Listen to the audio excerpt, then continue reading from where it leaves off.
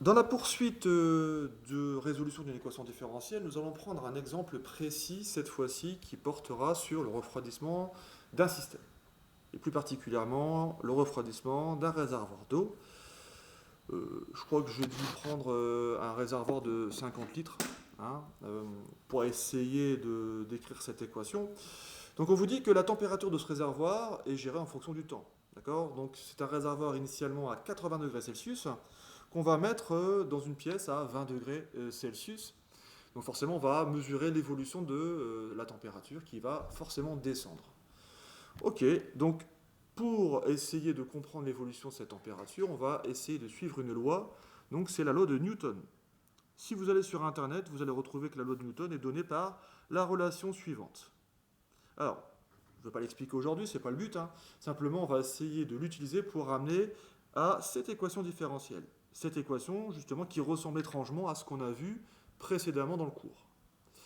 Alors, si on analyse un peu cette équation, nous avons dt sur dt, donc c'est-à-dire que une variation de température en fonction du temps, c'est moins k que multiplie la température de notre réservoir moins la température ambiante. K, qu'est-ce que c'est que K? K, on diront que c'est une constante positive qui quantifie l'efficacité de transfert de chaleur. Alors, je ne vais pas vous faire un topo, je ne suis pas là pour faire un cours de physique, mais on sait qu'il existe différents types de corps. Il y a des matériaux solides, liquides, gazeux. En fonction de cette composition, nous avons des propriétés physiques et chimiques différentes. Vous avez une capacité calorifique différente, vous avez une conductivité différente, bref. Si vous voulez savoir exactement comment se calcule K, je vous renvoie sur Internet et vous trouvez un certain nombre d'informations là-dessus. Maintenant, T, c'est la température de votre récipient qui va lui évoluer en fonction du temps. Donc c'est une fonction. Alors, pour essayer de simplifier les idées, moi j'ai pris pour référencer la valeur de K, j'ai dit que c'était un objet de petite taille, d'accord hein, enfin de taille courante, une tasse de café, un corps humain, un récipient de taille moyenne. Donc si on refroidit dans l'air ambiant calme à 20 degrés Celsius, nous obtenons un coefficient proche de 0,01-0,06 par seconde. Voilà. On va prendre ici, pour essayer d'expliquer cette équation, 0,001.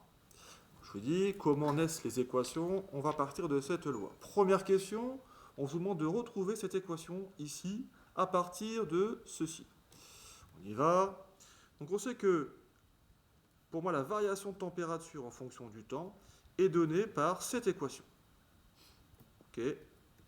Alors on va essayer maintenant d'y incorporer les valeurs que je connais. Je vais essayer aussi d'expliquer ce que c'est que ceci.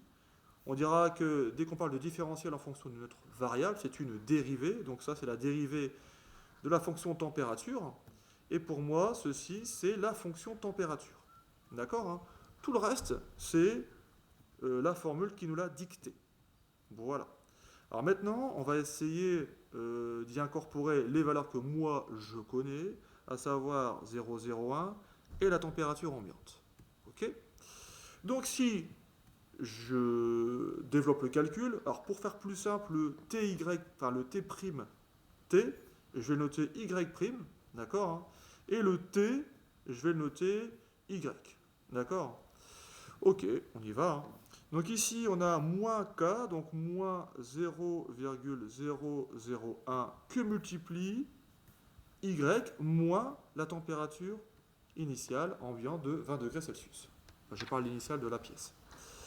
Si maintenant nous développons ce système, nous obtenons ceci, donc y', y' sera égal à moins 0,001y. Okay. Et si on développe le moins 0,001 sur le moins 20, on multiplie les deux, j'ai une valeur positive et j'obtiens donc 0,02. On est quasiment proche de ce qu'on doit obtenir, sauf que, vous remarquez une chose, c'est que le y n'est pas du bon côté. Donc on va le remettre à gauche de l'égalité, ce qui nous donnera y' qui sera égal à... non, pardon.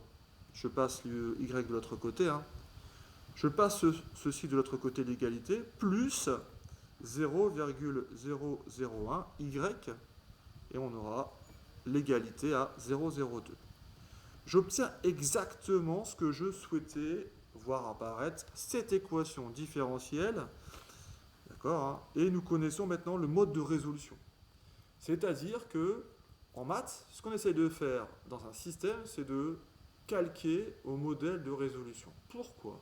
Parce que quand j'ai un modèle, après je l'applique.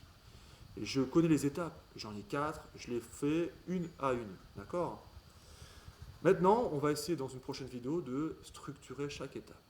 Voilà pour le moment.